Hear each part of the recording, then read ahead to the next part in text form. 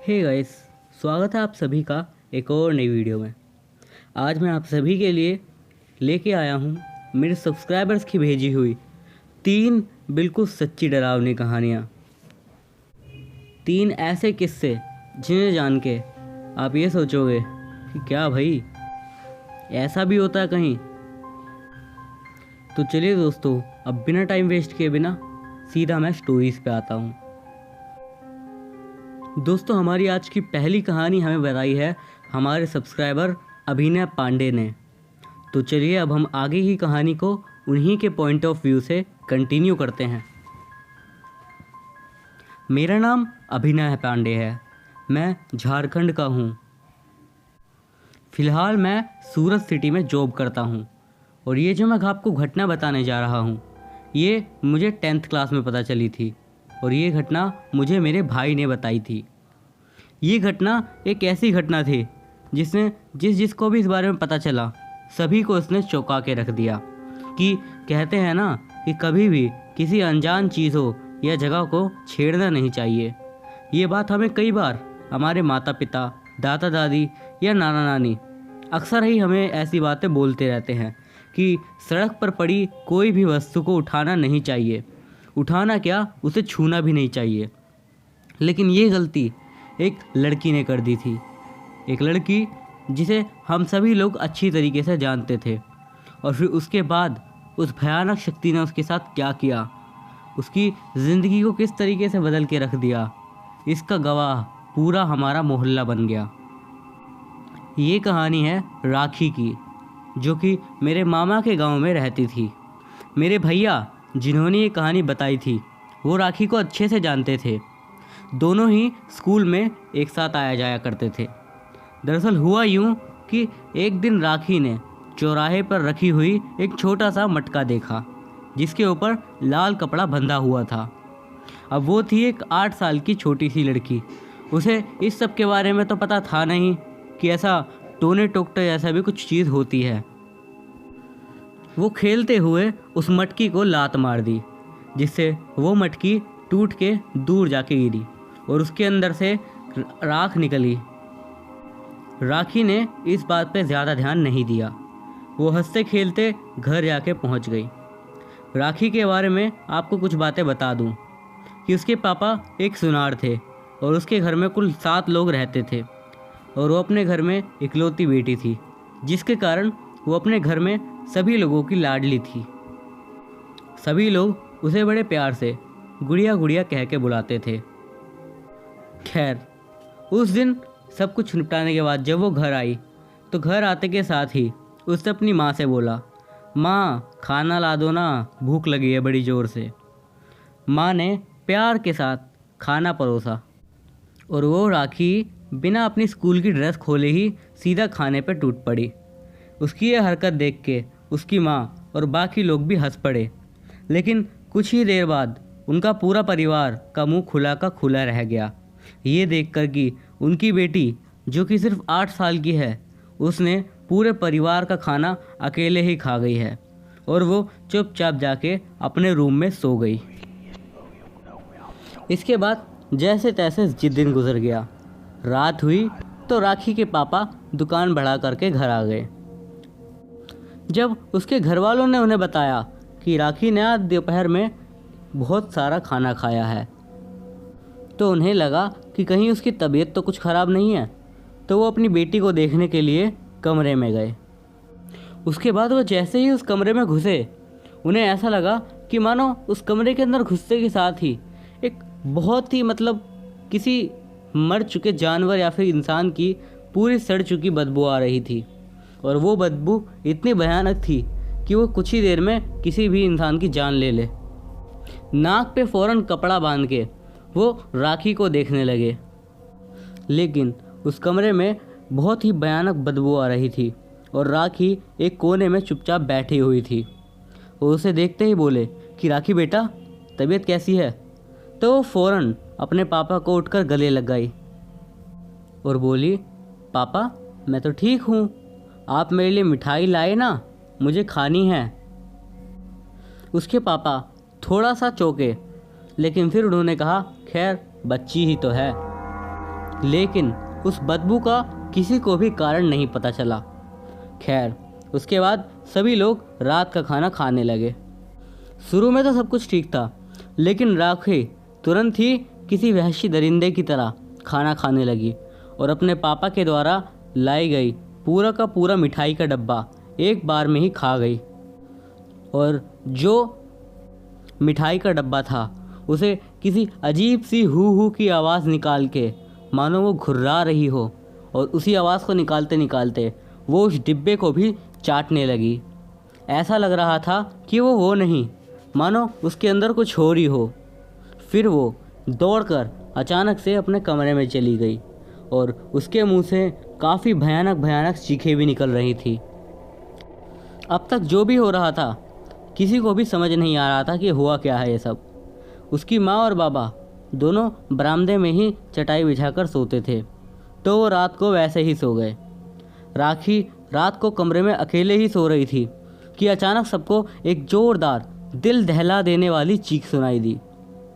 आवाज़ सुनने में कुछ ऐसी थी कि मानो कोई सांड और कोई बच्ची एक बार में चीखे हों, और वो चीख कहीं और से नहीं बल्कि राखी के कमरे से ही आई थी। सभी लोग फ़ौरन उठे और दौड़ करके राखी के कमरे में जाके पहुँचे। सबने देखा कि राखी का पूरा शरीर एकदम अकड़ा हुआ है और वो अपने मुंह से ज़ोर ज़ोर से कुर्राते हुए सांस ले रही थी। बहुत ही खौफनाक मंजर था वो। ऐसे ही रात कटी और दिन बीतने लगे। हर दिन अब उनके घर पे यही होता रहता।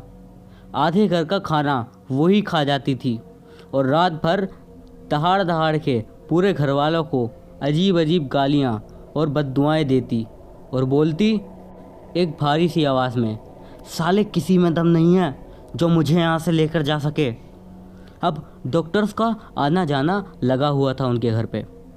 राखी की माँ अपने पति को बहुत समझाती थी कि ये डॉक्टर्स का नहीं बल्कि किसी और ही चीज़ का चक्कर है, लेकिन राखी के पिता ठहरे पढ़े लिखे आदमी, उन्हें इन सब बातों पे कहाँ यकीन था। उन्होंने हर तरह के डॉक्टर को दिखाया। धीरे धीरे राखी के पूरे शरीर से सड़ी हुई बदबू आने लगी थी, लेकिन उसके शरीर की कोई भी पार्ट नहीं सड़ रहा था।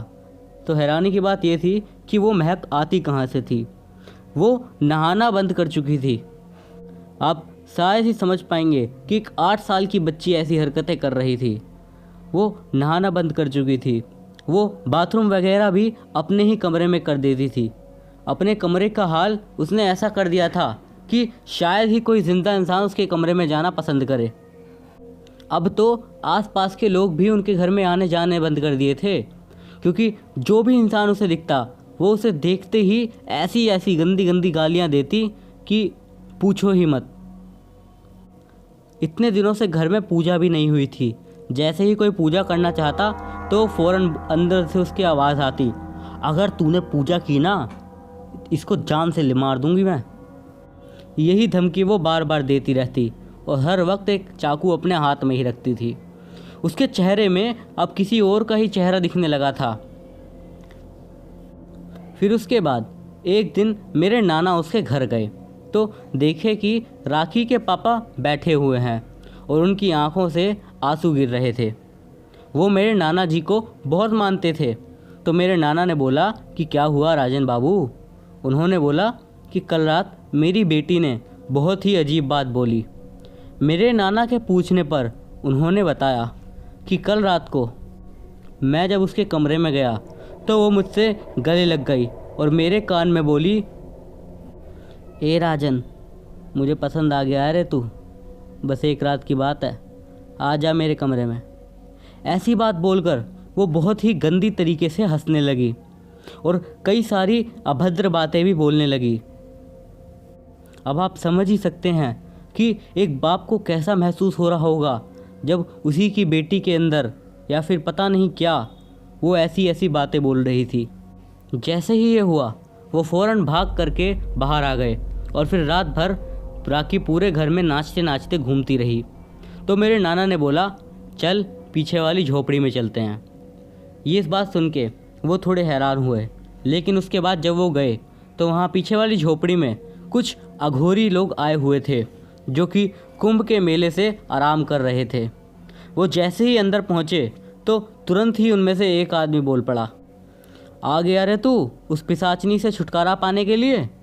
राखी के पापा ने फ़ौरन बोला, कौन पिशाचनी भाई साहब? वो बोले, वही जो तेरी बेटी के अंदर है। और ये बोलकर अघोरी बाबा ने पूरी बात उसके सामने कह डाली और फिर उसके घर में घुसने से पहले बोले कि मैं अंदर नहीं जाऊंगा, अपनी बेटी को बाहर लेकर आ। जैसे तैसे राखी को बाहर लाया गया और उसको बाहर लाते ही पूरे मोहल्ले में एकदम सड़ी हुई बदबू फैलने लगी। अघोरी ने बोला कि ये सब मेरे सामने नहीं चलेगा। और उसके बाद न जाने क्या क्या उन्होंने किया। मैं उस वक्त तो वहाँ पे था नहीं, तो मुझे इतना पता नहीं है, लेकिन यही पता चला कि उस अघोरी और उस पिशाचिनी के बीच काफ़ी अजीब तरीके का युद्ध चल रहा था। और उसके बाद जो चीज़ सभी लोगों ने देखी वो बहुत ही भयानक थी। सभी ने देखा कि रात तक चली इस जंग के बाद राखी के शरीर के अंदर से एक सफ़ेद कलर की औरत बाहर निकल के आ गई और उस औरत के बदन पे एक भी कपड़ा नहीं था। और वो औरत पूरे मोहल्ले में घूम घूम के नाचने लगी और ज़ोर ज़ोर से हंसते हुए बोलने लगी कि ये अघोरी, तू मुझे नहीं ले जा सकता। और इधर आधी रात से ज़्यादा हो चुका था। पूरा माहौल बहुत ही ख़तरनाक हो गया था। कुत्ते, बिल्ली और आसपास के जो भी जानवर थे वो रोने लगे और सुनने वाले जितने भी लोग थे सब डर गए। सभी लोग डर डर के अब अपने अपने घर में चले गए। रात भर सभी के घरों में दरवाजे को कोई ना कोई खटखटाता रहा। सिर्फ मेरे नाना जी का ही घर था जो बचा हुआ था। फिर अगले दिन सब जब उठ के बाहर आए तो उस अघोरी बाबा ने कहा कि अब सब कुछ ठीक है, बस इसको कुछ समस्या रह गई है। अपने घर को अच्छे से साफ़ कर लीजिए और शिवलिंग के जल से साफ़ करना और अपनी बेटी का अच्छे तरीके से ख्याल रखना। वो जो पिशाचिनी थी मैंने उसे भगा दिया है। ये एक ऐसी कहानी है जो अब तो हमारे मोहल्ले के एक एक छोटे छोटे बच्चे को पता है। और ये कहानी मैं इतनी अच्छी तरीके से इतनी बार सुन चुका हूँ कि हर बार मेरे रोंगटे खड़े हो जाते हैं इस कहानी को सुनकर। ये एक ऐसी घटना है जिसने सभी लोगों को एक भयंकर पिशाचिनी के बारे में बताया है। तो दोस्तों, ये थी हमारी आज की पहली कहानी। अब बढ़ते हैं आज की अगली कहानी की तरफ। हमारी आज की अगली कहानी भी हमें हमारी एक सब्सक्राइबर ने ही भेजी है, जिन्होंने अपना नाम को प्राइवेट रखने के लिए कहा है। इसीलिए अब मैं सीधा उनकी स्टोरी पे आता हूँ। वो बताती हैं, मेरे पापा की उस वक्त नई जॉब लगी थी रेलवे मेडिकल हॉस्पिटल में, और ये घटना धनबाद में घटी थी। मेरे पापा की फर्स्ट शिफ्ट रात में थी, तो मेरे पापा रात में 9 बजे घर से निकल के हॉस्पिटल जा रहे थे। हमारे घर से हॉस्पिटल ज़्यादा दूर नहीं था, 5 से 6 मिनट में ही हम हॉस्पिटल के पास पहुंच जाते थे। हॉस्पिटल के जाने के बीच में रास्ते में ही एक इंस्टीट्यूट है जो कि ब्रिटिश ज़माने का है और वो फ़िलहाल के टाइम में बंद ही रहता है। हुआ यूँ कि मेरे पापा हॉस्पिटल के गेट के पास तक पहुंच गए थे। हॉस्पिटल में उस वक्त बस मेरे पापा और अयूब अंकल थे और बाकी स्टाफ लोगों की शिफ्ट सुबह की थी। जब मेरे पापा हॉस्पिटल के अंदर जाके अपना सामान रख रहे थे, तभी उनकी नज़र बाहर गेट की तरफ गई, तो उन्होंने देखा कि गेट के पास एक औरत खड़ी है जो कि हॉस्पिटल की बाउंड्री के अंदर थी। लाइट में पापा उसको साफ साफ देख सकते थे। उसके हाथ में एक सफ़ेद रंग की पोटली जैसी कुछ थी और वो सफ़ेद रंग की साड़ी पहने हुई थी।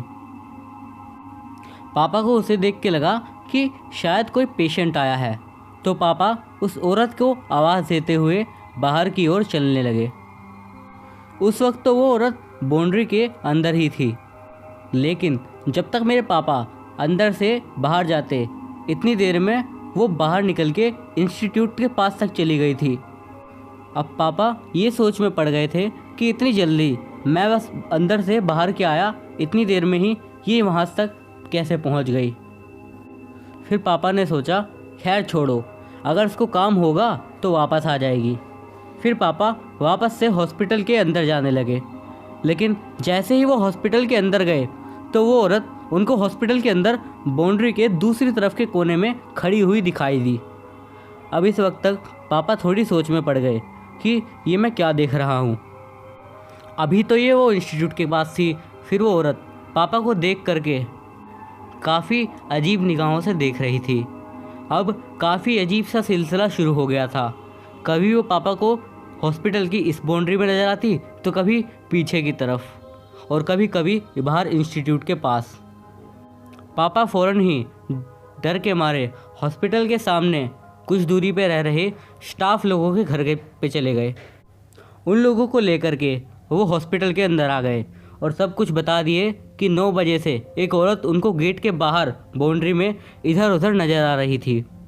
जब पापा और उनके स्टाफ अंदर गए तो उस वक्त वहाँ पे उन्हें कोई भी नहीं दिखा।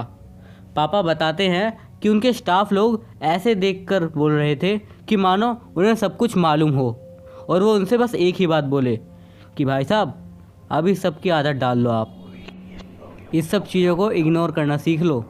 उसके बाद वो सभी लोग अपने अपने घर चले गए। पापा भी हॉस्पिटल के अंदर चले गए। तब आयूब अंकल पापा को बोले कि आप जो देखे हो ना वो सच था और वो एक चुड़ैल है। आयूब अंकल मेंटली थोड़ा अनस्टेबल थे, तो पापा को लगा कि वो ऐसे ही बोल रहे हैं, पर पापा भी उस औरत को अपनी आंखों से देखे थे। तो वो उस औरत की स्टोरी आयूब अंकल से पूछने लगे कि अगर ऐसा है तो कोई कुछ क्यों नहीं करता इसकी आत्मा को शांति के लिए। तो आयूब अंकल बोले कि ये कहानी लगभग आज से 1 साल पहले की ही है। रेलवे कैरेज डिपार्टमेंट में एक लड़का जॉब करता था जिसकी इकलौती बहन थी। वो लड़की भी बहुत ही अच्छी थी। उसकी शादी उसका भाई बहुत ही अच्छे तरीके से करवाया था। शादी के 2 साल बाद उस लड़की के ससुराल वाले उस लड़की को घर पे छोड़ के यह कह के चले गए कि ये लड़की तुम्हारी पागल हो गई है। अब उस समय वो लड़की प्रेग्नेंट भी थी, पर उसके भैया उन लोगों को बहुत समझाए कि प्लीज़ इन्हें वापस ले जाए, उनकी इज्जत का क्या होगा और उनकी बहन को तो कुछ भी नहीं हुआ है। लेकिन उसके ससुराल वाले लड़की को वापस ले जाने से साफ साफ मना कर दिए और उसको वहीं छोड़ के चले गए। कुछ दिन बाद उनके भाई को भी ऐसा लगने लगा था कि उनकी बहन मानो धीरे धीरे पागल होती जा रही हो, क्योंकि वो उल्टी सीधी हरकतें करती रहती थी। इसी तरह 1 महीना और बीत गया। उनके भाई से जो भी हो सकता था वो सब कुछ ट्राई किए, अलग अलग डॉक्टरों से अपनी बहन को दिखाए, पर कुछ भी नहीं हो सका। फिर एक दिन रात करीब 8 से 9 बजे के बीच में उनकी बहन अपने शरीर में आग लगा ली और घर से बाहर भागते हुए हॉस्पिटल की बाउंड्री के पास आके नीचे गिर गई। उसके मम्मी पापा और उसका भाई भी आसपास के लोग वहीं पे आ गए थे। काफ़ी भीड़ हो गई थी, लेकिन चूँकि वो हवा में तेज़ी से भागते भागते आ रही थी तो हवा के कारण आग और बढ़ गई, जिसके चलते उस लड़की की उसी बाउंड्री के पास मौत हो गई। उस वक्त उसके हाथ में एक पोटला भी था जो कि वो अपने बच्चे को रखने के लिए बनाई थी। उसका क्रियाक्रम में भी उस लड़की के ससुराल वालों में से कोई भी नहीं आया। बाद में जब उस लड़की का पोस्टमार्टम हुआ तो एक बहुत ही हैरान कर देने वाली बात सामने आई। दरअसल उस रिपोर्ट से ये पता चला कि उनकी बहन को पागल होने की दवाई की दिया जा रहा था, जिसके चलते वो ये सब उल्टी सीधी हरकतें कर रही थी। और छानबीन करने के बाद पता चला कि उनके ससुराल वाले लोग ही दहेज के लिए उनसे शादी किए थे और बाद में पागल होने की दवाई देकर उस लड़की को मायके में छोड़ कर के चले गए। पुलिस उनके ससुराल वालों को अरेस्ट करके सब कुछ इनके भाई को दे दिए, लेकिन उनका भाई सब कुछ एक अनाथालय में दान कर दिया। उनका यही कहना था कि जब बहन ही नहीं रही तो उसका सामान को रख के मैं क्या करूँगा। बाद में बहुत कोशिश की गई कि उस लड़की की आत्मा को शांति मिल जाए। कई लोगों ने पूजा करवाई, उसके भाई बहुत परेशान रहता, लेकिन कुछ भी नहीं हो सका। कभी कभी वो लड़की दिखाई देने लगी थी। ये सब सुन के पापा और आयूब अंकल दोनों की ही आंखों से आंसू से निकलने लगे। फिर वो लोग सोने के लिए जाने लगे। उसके बाद रात में तकरीबन 12:30 बजे के आसपास हॉस्पिटल के अंदर बाथरूम से बहुत ज़ोर ज़ोर से आवाज़ आने लगे, जैसे कि कोई मग्गा या फिर किसी और चीज़ को पटक रहा हो। पापा और आयूब अंकल जल्दी से उठ के बैठ गए और हॉस्पिटल चेक करने लगे। उन लोगों को लगा कि शायद कोई चोर अंदर आ गया है। उस टाइम पे बाहर बारिश भी बहुत हो रही थी। पापा उस तरफ गए तो एक बार फिर से वही लड़की पापा को बाथरूम से बाहर जाते हुए दिखाई दी। इस बार अयूब अंकल भी उनके साथ ही थे, तो अयूब अंकल कुरान पढ़ने लगे। वो लड़की हॉस्पिटल के बाहर से ही इधर उधर जा रही थी, तो पापा और अयूब अंकल बोले कि आज जो होगा देखा जाएगा। तो वो लोग बाहर उस लड़की के पीछे पीछे ही जाने लगे। वो लड़की भागते हुए पीछे वाली बाउंड्री के पास जाकर के गायब हो गई। पता नहीं वो अचानक से कहाँ चली गई। पापा और अयूब अंकल उसके बाद जो देखकर वो बहुत बुरी तरीके से चौंक गए। उन्होंने देखा कि बाउंड्री के पीछे से दो लड़के एक आदिवासी लड़की को ज़बरदस्ती पकड़ के ले जा रहे थे। पापा और अयूब अंकल देखकर ही समझ गए थे कि वो लड़के लोग कुछ गलत करने वाले थे, इसीलिए वो उसको लेके जा रहे हैं। बारिश भी इतनी तेज़ हो रही थी कि कोई उस लड़की की चीख नहीं सुन पा रहा था। उस लड़की के सिर पे चोट भी बहुत लग रही थी। पापा और अयूब अंकल फ़ौरन बगल में रखे हुए डंडा उठाए और उस लड़के के लोग की तरफ दौड़ के जाने लगे। वो लड़के भी ऐसा देख के तुरंत डर गए और उस लड़की को वहीं पे छोड़ के भाग गए। फिर पापा और अयूब अंकल उस लड़की को हॉस्पिटल में लेकर के आ गए। पापा हॉस्पिटल के पास रहने वाली ही एक सिस्टर को लेकर के आ गए। वो उस लड़की को कपड़े वपड़े बदलवाई और उसके बाद उन्हें चाय दी। तब अयूब अंकल उनसे पूछे कि क्या हुआ, आप इतनी रात में यहाँ क्या कर रही थी। लेकिन वो लड़की उस वक्त बहुत ही ज़्यादा डरी हुई थी और कुछ बोल भी नहीं पा रही थी। तो पापा लोग बोले कि आप सो जाओ, कल सुबह आपको आपके घर तक छोड़ दिया जाएगा। तो वो लड़की सिस्टर के साथ ही रात में सो गई और जब सुबह हुई तो वो लड़की पहले से काफ़ी ज़्यादा बेहतर थी। तब अयूब अंकल पूछे कि क्या हुआ था। तब वो बोली कि उसके घर पे लड़ाई हो रही थी, जिसके चलते वो गुस्से में ही घर से निकल गई और घर से निकलने के बाद वो रास्ता भटक गई थी, क्योंकि वो हाल ही में यहाँ पे आई थी। उसको रास्ते पे ये लड़के लोग दिखे। उसने इन्हें बताया तो वो लड़के बोले कि चलो हम तुम्हें तुम्हारे घर छोड़ देंगे, और उसके बाद वो उसे ज़बरदस्ती उठाकर इधर लाने लगे। और उसके बाद आप दोनों ने ही मेरी मदद करी। फिर अयूब अंकल और पापा उस लड़की को बताए कि असल में हमने आपकी हेल्प नहीं की, वो हेल्प आपकी वो औरत की थी, क्योंकि पापा लोग तो तब सो रहे थे, तो वही औरत उन लोगों को जगाई थी वो मग्गा सा बजा के। फिर पापा उस लड़की को कुछ पैसे दिए और दवाई दिए, और पापा पूछे कि आप घर ढूंढ लोगी ना। तो बोली कि हाँ, अभी तो सुबह हो रही है और मार्केट में उनका एक रिश्तेदार की दुकान भी है, वो चली जाएगी। फिर वो लड़की सिस्टर के साथ ही चली गई। और आज भी उस दिन के बाद से कई बार वो औरत हॉस्पिटल के आसपास नज़र आ रही है, क्योंकि मेरे पापा और अयूब अंकल अभी भी उसी हॉस्पिटल में जॉब करते हैं। वो उन्हें अक्सर नज़र आती रहती है।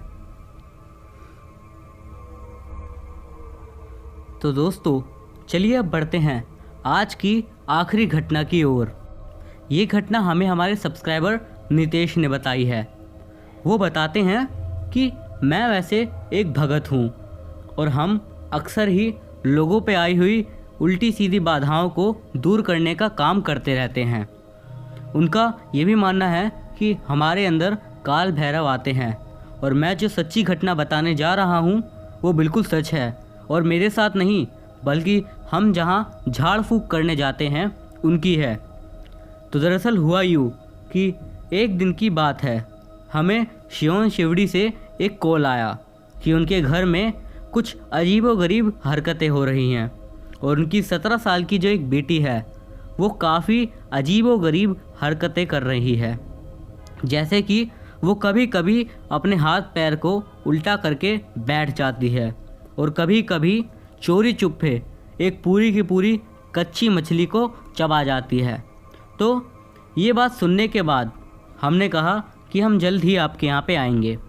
उसके बाद हम कुछ दिनों में ही उनके घर पे पहुँचे, और उस घर में जब हम गए तो जैसे ही मेरे गुरु ने मंत्र उच्चारण करके भस्म उस घर में डाली, तो वो लड़की एकदम से गुस्से में ज़ोर ज़ोर से घुर्राने लगी और फिर से मेरे गुरु मंत्र पढ़ने लगे तो वो बेहोश हो गई। तो मेरे गुरु ने उनको बोला कि इसके ऊपर एक औरत का साया आ गया है। तभी उसके घर वाले बुरी तरीके से डर गए, क्योंकि उन्हें ऐसी बिल्कुल उम्मीद नहीं थी कि ऐसा भी कुछ उनके घर में हो सका है। मेरे गुरु बोले कि अब इसे बचाने के लिए इनका उतारा करना पड़ेगा। हम लोग कल फिर से वापस आएंगे, तभी आप सभी सामान लेकर आ जाओ जो मैं बता रहा हूँ। तब तक इसके कमरे में कोई भी नहीं जाएगा और ये नींबू इनके कमरे के बाहर से कोई भी नहीं हटाएगा। फिर हम लोग वहाँ से वापस आ गए। उसके बाद हम अगले ही दिन फिर से वहाँ पे पहुँच गए। फिर मेरे गुरु ने उतारा शुरू किया। तब मेरे गुरु ने उसको पूछा कि तू है कौन और कहाँ से आई है। उसने बताया कि खैर वो पास वाले ही अस्पताल के मुर्दा घर से आई है। ये लड़की दिन के वक्त एक लड़की के साथ उसी तरफ से जा रही थी और अपने बाल खोल के वो ऐसे इतरा रही थी कि मानो बहुत बड़ी हूर की परी हो। और इसकी सहेली ने इससे बोला भी कि अपने बाल बांध ले, लेकिन इसने हमारा मजाक उड़ाया, इसीलिए मैं इसके ऊपर झपट ली हूँ। फिर मेरे गुरु ने उससे पूछा कि जाएगी कि नहीं। फिर वो बोली कि मैं नहीं जाऊँगी। तभी मेरे गुरु ने मंत्रों के जरिए और उसको उतारा कर दिया। उसके बाद वो लड़की ठीक हो गई, लेकिन उन्होंने ये भी कहा कि अब तुम उस जगह पे वापस नहीं जाना, और अगर कभी जाना भी पड़े तो अपने बाल फिर से मत खोलना। और एक ताबीज़ उस लड़की को दे दिया। दोस्तों, ये थी हमारी आज की कुछ बिल्कुल सच्ची डरावनी घटनाएं। अगर आपको ये वीडियो अच्छा लगा हो तो इस वीडियो को लाइक ज़रूर कर दीजिए और हमारे चैनल को ऐसी ही कुछ सच्ची डरावनी कहानियाँ सुनने के लिए सब्सक्राइब कर दीजिए। मैं अभिषेक आपसे मिलता हूँ अगली वीडियो में।